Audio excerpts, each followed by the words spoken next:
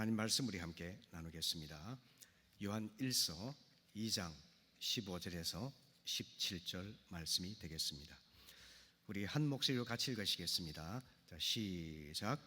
이 세상이나 세상에 있는 것들을 사랑하지 말라. 누구든지 세상을 사랑하면 아버지의 사랑이 그 안에 있지 아니하니. 이는 세상에 있는 모든 것이 육신의 정욕과 안목의 정욕과 이생의 자랑이니 다 아버지께로부터 온 것이 아니요 세상으로부터 온 것이라. 이 세상도 그 정욕도 지나가되 오직 하나님의 뜻을 행하는 자는 영원히 거하느니라. 아멘. 아멘. 지난주에 저는 돈을 사랑하지 말라 하는 말씀을 전했습니다. 오늘은 그에 이어서 세상을 사랑하지 말라 하는 주제로 은혜를 나누고자 합니다. 요한복음 3장 16절은 하나님이 세상을 이처럼 사랑하사 독생자를 주셨다라고 말씀합니다. 반면에 오늘 읽었던 본문 2장 15절에서는 이 세상이나 세상에 있는 것들을 사랑하지 말라. 누구든지 세상을 사랑하면 아버지의 사랑이 그 안에 있지 않다라고 경고를 합니다. 얼핏 보면 이 두 말씀이 모순인 것처럼 여겨지지 않습니까? 하지만 자세히 살펴보면 차이를 알 수가 있습니다. 요한복음 3장에 나와 있는 세상은 우리가 살아가는 지구와 그리고 지구에 속한 모든 사람들을 뜻하는 단어이지요. 그리고 읽었던 요한 1서 본문에 나와 있는 세상은 하나님께 대적하는 사탄의 영향력이 미치는 모든 영역들을 말하는 것입니다.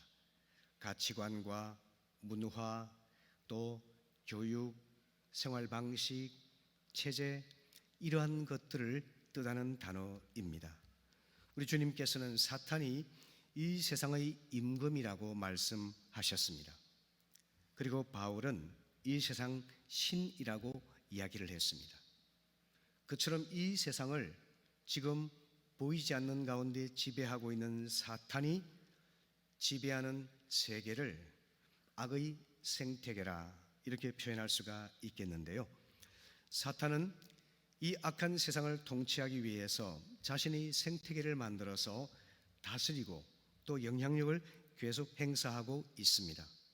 예를 든다면 비성경적인 철학, 그리고 특별히 대중문화, 미디어, 또 성에 대한 왜곡된 가치관과 교육, 부패한 정치와 경제, 이런 것들을 통해서 하나님을 대적하는 가치관을 주입하고 하나님께 도전하는 교만함과 하나님께 반역하는 죄악을 부추기게 되는 것입니다.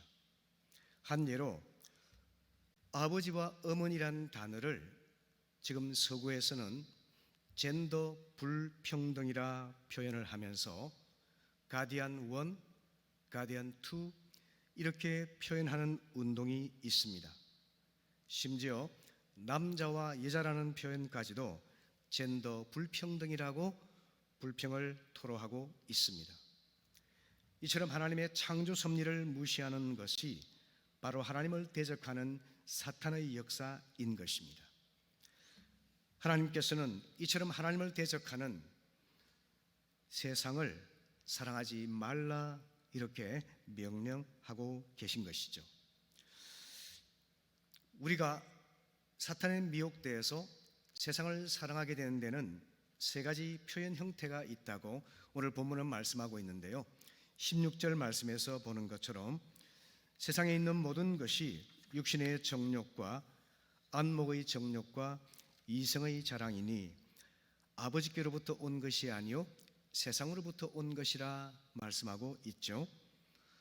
그러니까 세상을 사랑하는 마음은 육신의 정욕과 안목의 정욕과 이성의 자랑이라는 형태로 나타난다는 것입니다. 그러면 육신의 정욕은 뭘 의미할까요? 간단히 정의하자면 죄로 부패한 인간의 본성에서 나오는 그릇된 욕망, 특별히 탐욕이라고 말할 수가 있겠습니다. 하나님의 창조 질서를 벗어나서 과도하게 탐욕을 부리는 형태가 육신의 정욕인데요, 음식에 대한 탐심도 거기 들어갑니다. 조심해야 됩니다. 그리고 대표적으로는 성적인 탐욕이 이 육신의 정욕의 대표 주자입니다. 그래서 간음이라든지 심지어 동성애라든지 수간이라든지 이런 온갖 참혹한 성적인 죄를 범하게까지 유혹하는 것이죠. 안목의 정욕은 시각을 통한 죄의 유혹을 뜻하는 것인데요, 우리의 눈이라고 하는 것은요, 사물을 인식하게 만드는 기관이면서 동시에 유혹을 받게 하는 통로가 되기도 합니다. 예를 들어서 다윗은 밧세바가 목욕하는 모습을 눈으로 보고 간음죄를 범하게 되었지 않습니까? 우리 눈으로 보는 좋은 차라든지 옷이라든지 사람이나 집이나 건물, 이런 것들의 유혹에 빠져서 우리는 비교하기도 하고 교만하기도 하고 열등의식에 빠지기도 하죠. 또 우리는 눈으로 보는 것으로 인해서 외모지상주의라고 하는 루키즘의 유혹에 빠지기도 흔히 하지요. 지금 우리가 살고 있는 이 세상은 그 어느 때보다도 우리 눈을 유혹하는 이런 것들이 가득한 세상이죠. 눈을 뜨면 텔레비전과 컴퓨터와 태블릿 PC와 스마트폰들로 인해서 하루 종일 우리는 보고 또 보며 유혹을 받고 있죠. 그래서 상대적으로 불행함을 느끼기도 하고 행복하다고 자부심을 느끼기도 하고 교만하기도 하고 스스로를 비참하게 여기기도 하는 것입니다. 이와 같이 우리의 마음을 미혹하고 우리 인생을 기만하는 것이 바로 안목의 정욕을 통한 사탄의 유혹인 것입니다. 세 번째로 이성의 자랑이 있죠. 이것은 자신의 지위나 권세나 물질 등으로 자신을 자랑하고 뽐내는 허영심 또는 교만을 말하고 있습니다. 여기서 사용된 헬라어가요, 이 교만이라는 단어가 휘브리스인데, 휘브리스는 허영심에 들떠서 자기를 뽐내는 것을 뜻하는 단어입니다. 그러니까 오늘날 우리는 이성의 자랑으로 뒤덮인 시대를 살아가고 있는 것이죠. 자신의 재산에 대해서, 외모나 학벌에 대해서, 자신의 인맥에 대해서, 인기나 명성이나 권세, 이런 것을 헛되게 자랑하며 거짓된 우월주의에 빠져서 살아가는 것이 바로 이성의 자랑인 것입니다. 이러한 육체의 정욕과 안목의 정욕과 이성의 자랑은 에덴 동산에서 사탄이 아담과 하와를 유혹했던 장면에서도 동일하게 나타나고 있지요. 창세기 3장 6절에서 우리가 아는 대로 여자가 그 나무를 본즉 먹음직도 하고 보암직도 하고 또 지혜롭게 할 만큼 탐스럽기도 하였다라고 말하고 있지 않습니까? 그러니까 먹음직도 하고 육신의 정욕, 보암직도 하고 안목의 정욕, 그리고 지혜롭게 할 만큼 탐스러운 이성의 자랑이 되는 것이죠. 이와 같이 아담과 하와가 사탄의 유혹에 넘어가서 선악과를 따먹고 죄를 범함으로 인해서 이 세상이 온통 죄의 어둠 속에 갇히게 되고 말았던 것이죠. 그래서 그 결과는 패망과 죽음이라는 것을 우리는 성경을 통해서 배우고 있지 않습니까? 그래서 하나님께서는 우리에게 세상을 사랑하지 말라고 말씀을 하고 있는 것입니다. 우리가 어떻게 세상을 사랑하지 말아야 될 이유가 뭘까요? 오늘 본문 말씀은 이렇게 우리에게 들려줄 수 있습니다. 세상 사랑은 하나님 사랑과 공존할 수 없기 때문이라는 겁니다. 여러분, 어둠을 배경으로 살아가는 곤충이나 물고기나 생물들이 있죠. 여러분, 여름가철 같은 때 어둠이 깃든 겨울에서 바위를 한번 들추어 보십시오. 그러면 바위 그늘 속에서 살아가던 곤충이나 생물이 쏜살같이 도망가지 않습니까? 왜 그럴까요? 빛이 비추었기 때문이죠. 그래서 빛과 어둠은 공존할 수가 없습니다. 빛이 비치면 어둠은 저절로 사라지게 마련인 것이죠. 오늘 본문 15절을 보시면은 누구든지 세상을 사랑하면 아버지의 사랑이 그 안에 있지 않다라고 말씀하고 있습니다. 우리 가운데 육신의 정욕과 안목의 정욕과 이생의 자랑이 가득하게 되면은 우리는 하나님을 사랑하는 마음이 식어지게 될 것입니다. 마치 얼음처럼 우리의 마음이 차가워지고 냉담해져서 세상의 것들을 즐거워하고 추구하게 되고 그 속에서 행복을 느끼는 기만적인 삶에 넘어가게 되는 것입니다. 그래서 야고보는 우리에게 이렇게 경고를 합니다. 세상을 사랑하는 것은 영적인 간음죄와 마찬가지고 하나님과 원수가 된다고 말이죠. 야고보 4장 4절 말씀 우리 같이 읽어보실까요? 시작. 간음하는 여자들이여 세상과 벗된 것이 하나님의 원수임을 알지 못하느니요 그런즉 누구든지 세상과 벗이 되고자 하는 자는 스스로 하나님과 원수되게 하는 것이니라. 그러니까 이처럼 세상을 사랑하는 것과 하나님을 사랑하는 것이 결코 공존될 수가 없기 때문에 우리는 둘 중에 하나를 선택할 수밖에 없습니다. 이것도 좋고 저것도 좋은 옵션이 우리에게 주어져 있지 않다는 것입니다. 적당한 회색지대는 존재하지 않다는 겁니다. 두 번째로 세상과 세상 정욕은 지속되지 못하기 때문에 하나님께서는 세상을 사랑하지 말라고 우리에게 경고를 하고 계십니다. 오늘 본문 17절을 보시게 되면은 이 세상도 그 정욕도 지나가되 오직 하나님의 뜻을 행하는 자는 영원히 거하느니라 말씀하고 있습니다. 사탄이 지배하는 세상과 그러한 세상을 사랑하는 정욕은 영원토록 버티지를 못한다는 것입니다.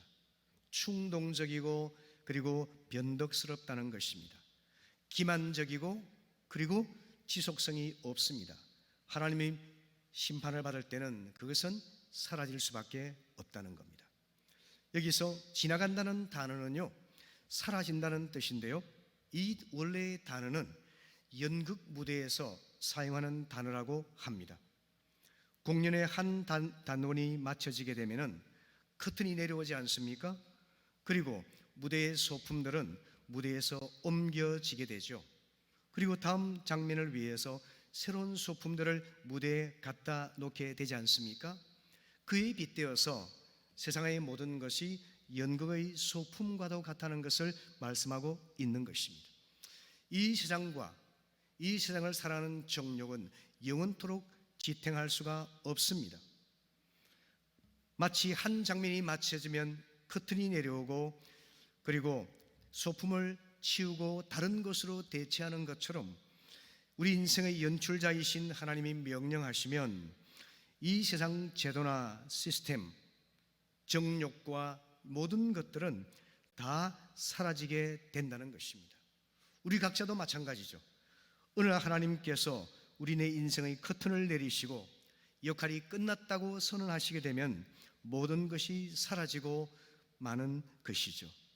그때 우리는 모든 것을 내려놓고 떠나야만 하는 것이죠. 오직 남는 사람은 하나님 안에서 하나님의 뜻을 행하는 지혜롭고 순종하는 사람만이 영원토록 남게 될 것입니다. 성경은 우리에게 경고를 합니다.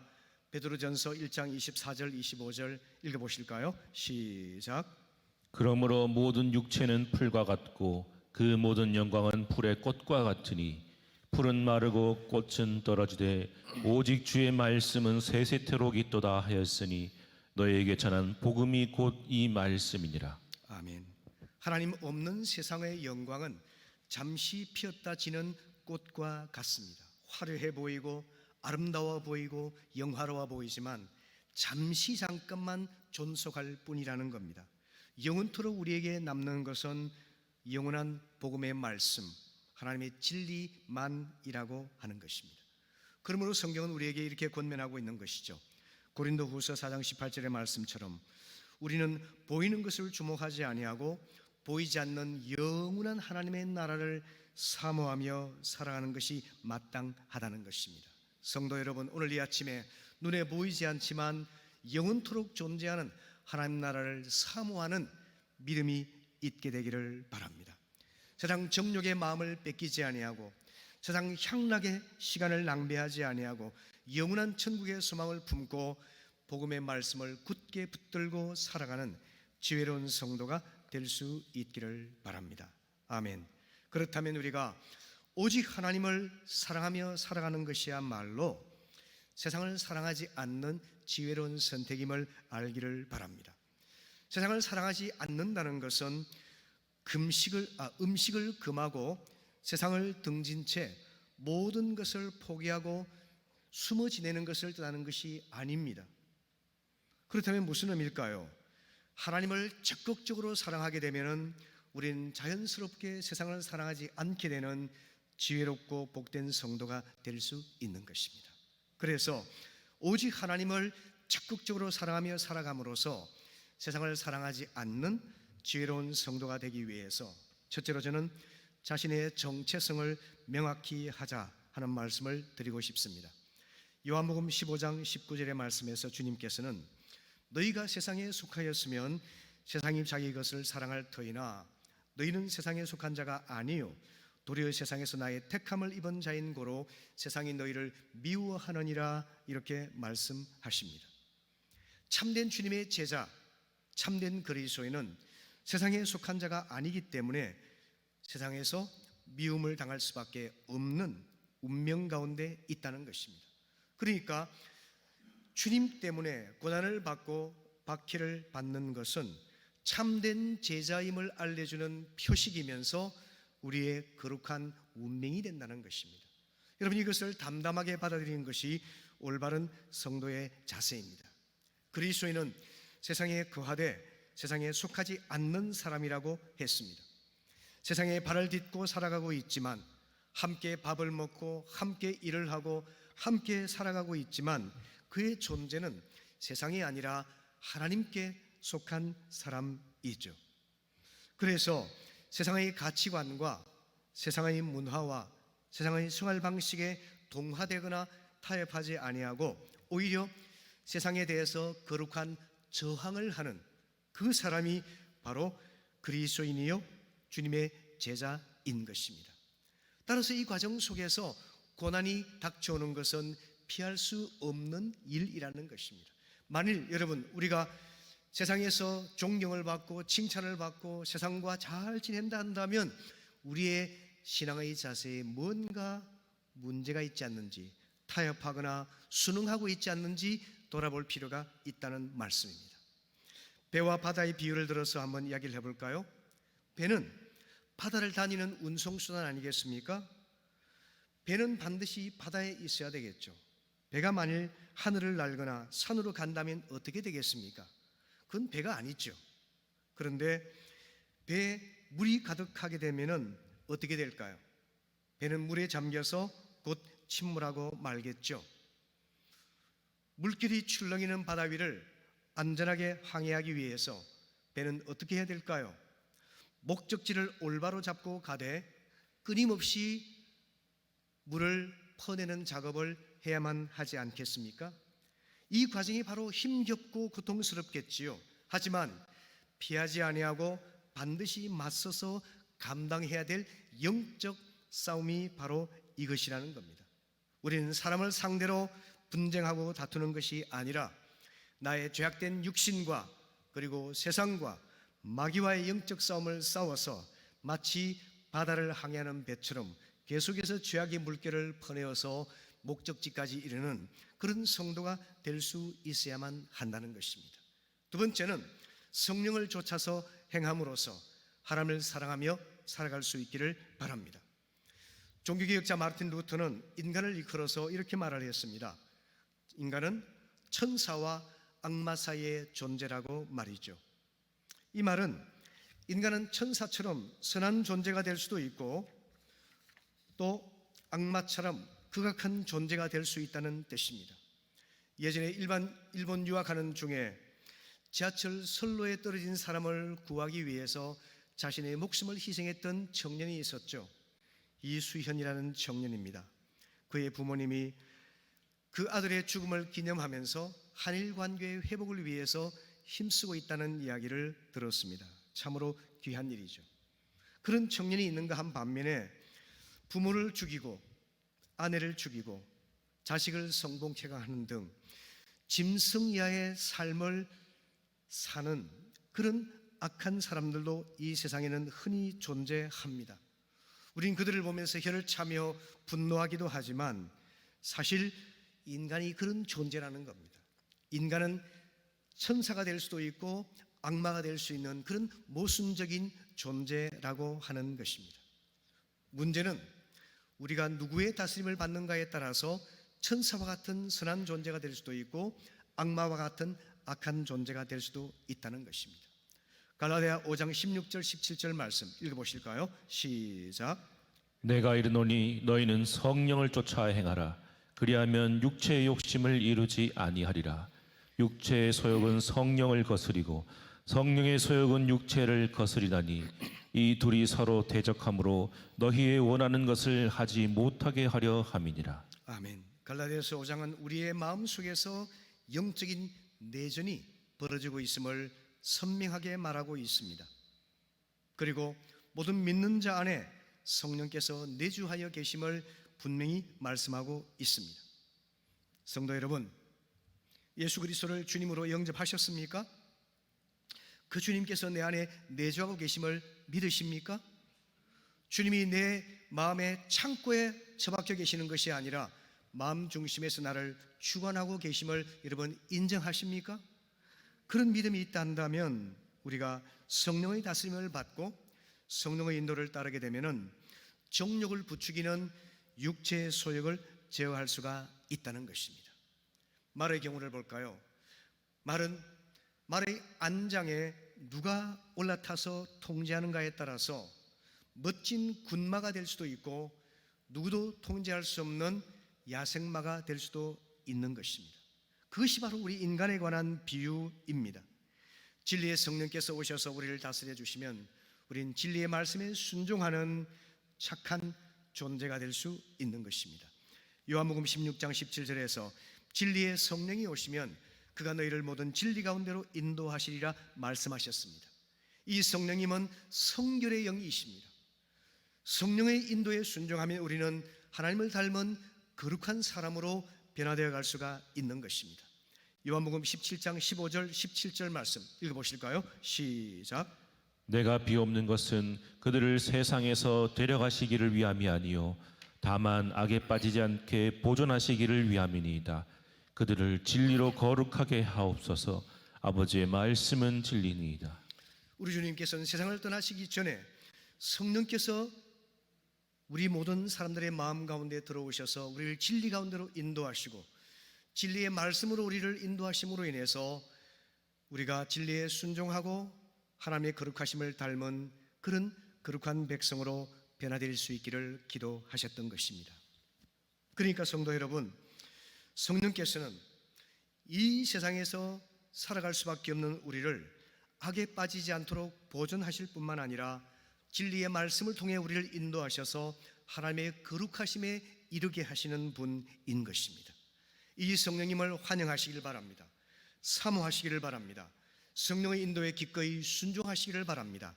그렇게 해서 우리가 성령의 소욕을 따라 행함으로 인해서 우리는 세상을 사랑하지 아니하고 하나님을 적극적으로 사랑하는 복된 자가 될 수 있는 것입니다. 마지막으로 하나님의 뜻에 따라서 하나님 방식으로 살아가는 것입니다. 디모데전서 4장 4절 5절 말씀 보시게 되면 하나님의 지으신 모든 것이 선함에 감사함으로 받으면 버릴 것이 없나니 하나님 말씀과 기도로 거룩하여진다라고 말씀하고 있습니다. 하나님이 선한 뜻으로 지으셨기 때문에 모든 것이 선하다고 우리는 고백할 수 있는 것이죠. 그리고 감사한 마음으로 받고 말씀과 기도로 거룩하여 짐으로 인해서 우리가 세상을 사랑하는 대신에 하나님을 사랑하는 마음으로 세상을 살아갈 수 있음을 알려주고 있는 것입니다. 이 세상을 살아가면서 우리가 어떻게 하나님의 뜻을 분별하여 하나님 방식으로 살아갈 수가 있을까요? 우리의 존재를 잘 상징적으로 보여주는 것이 마태복음 10장 16절입니다. 보라, 내가 너희를 보냄이 양을 이리 가운데로 보냄과 같으다. 그러므로 너희는 뱀같이 지혜롭고 비둘기같이 순결하라 말씀하셨습니다. 세상 속에 놓여진 성도의 이미지를 이리때 속에서 살아가는 양과 같은 존재로 말씀하고 있는 것입니다. 한번 생각해 보십시오. 날카로운 이빨로 연약한 짐승을 물어뜯고 죽이는 이리때 같은 세상임을 말씀합니다.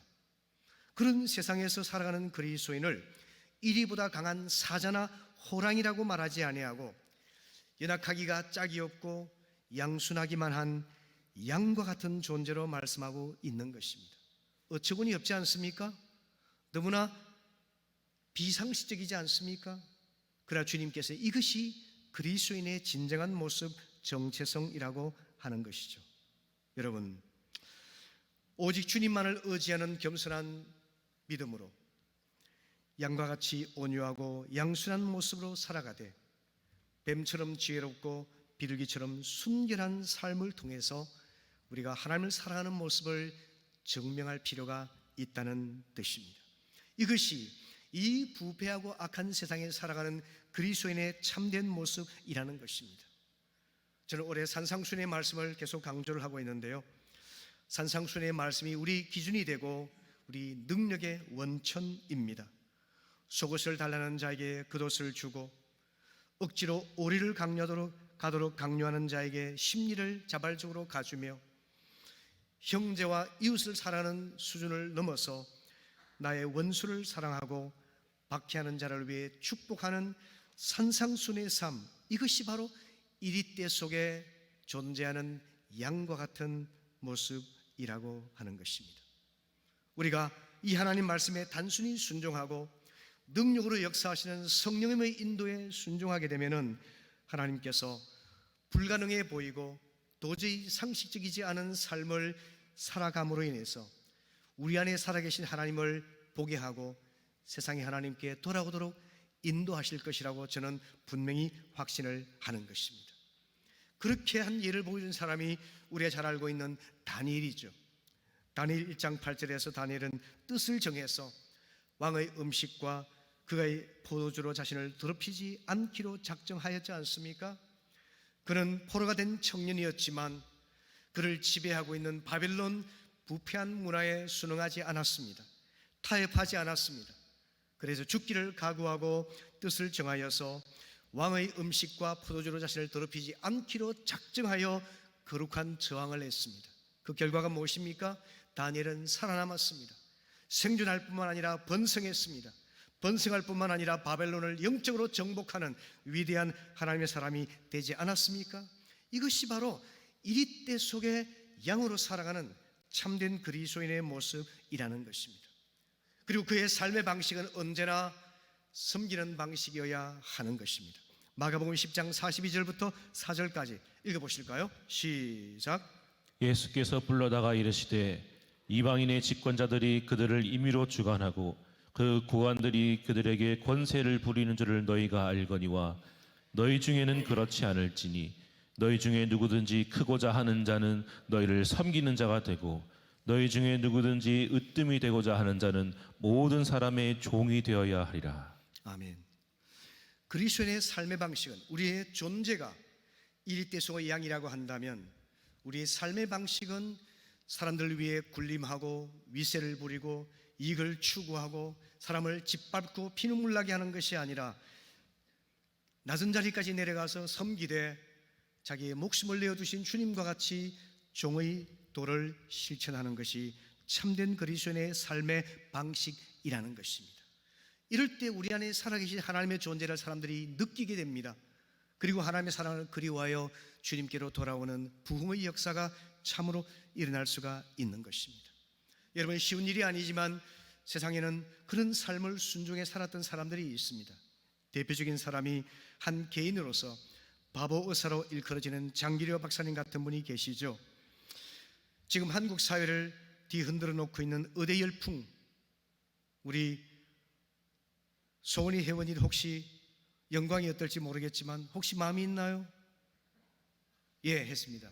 하나님께서 선한 뜻을 이루어주시기를 축복합니다. 그런데 여러분, 얼마나 좋아요. 저는 이 의사라는 직업이 치료를 통해서 사람들을 섬기고 복음을 전할 수 있는 정말 좋은 그런 통로가 될 수 있습니다. 그런데 지금 의대 열풍의 배경에는요, 남들보다 훨씬 안정적이고 명예를 얻고 무엇보다 높은 수입을 얻을 수 있다는 이 세속적이고 물질주의적인 동기가 너무나 강하게 자리 잡고 있다는 사실이 문제입니다. 장기려 박사님은 이런 세태의 정반대의 삶을 사셨습니다. 세계적인 자랑거리인 우리나라의 국민의료보험, 오바마 대통령이 모델로 삼아서 오바마 케어라는 것을 실시했었죠. 그 모델이 바로 우리나라 국민의료보험입니다. 그런데 여러분, 국민의료보험이 시작된 효시는 바로 장기려 박사가 시작하신 청십자의료보험입니다. 가난하고 병원에 갈 수 없는 분들을 위해서 협동조합을 만들어서 치료를 받을 수 있도록 지혜를 발휘하셨던 분이시죠. 그리고 환자들이 치료비를 제대로 내지 못할 때는 자기 돈을 내어서 치료비를 대납해 주기도 하시고, 그마저도 없을 때는 몰래 병원 문을 열어두어서 조용한 밤에 환자가 도망갈 수 있도록까지 조치를 해주셨던 따스하고 정이 많은 분이셨죠. 그분은 신실한 크리스찬이었습니다.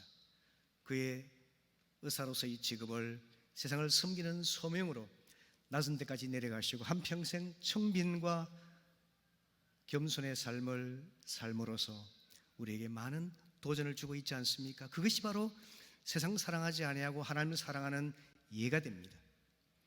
기업도 여러분, 정말 치열한 싸움이 벌어지는 기업 세계에서도 그런 삶을 사는 기업들이 있습니다. 특정한 기업을 제가 거명해서 죄송합니다마는 식품기업 오뚜기는 재벌그룹은 아니지만 창업자인 고 함태호 회장님께서 신실한 크리스찬이세요. 이분이 성실한 세금 납부로 유명해졌습니다.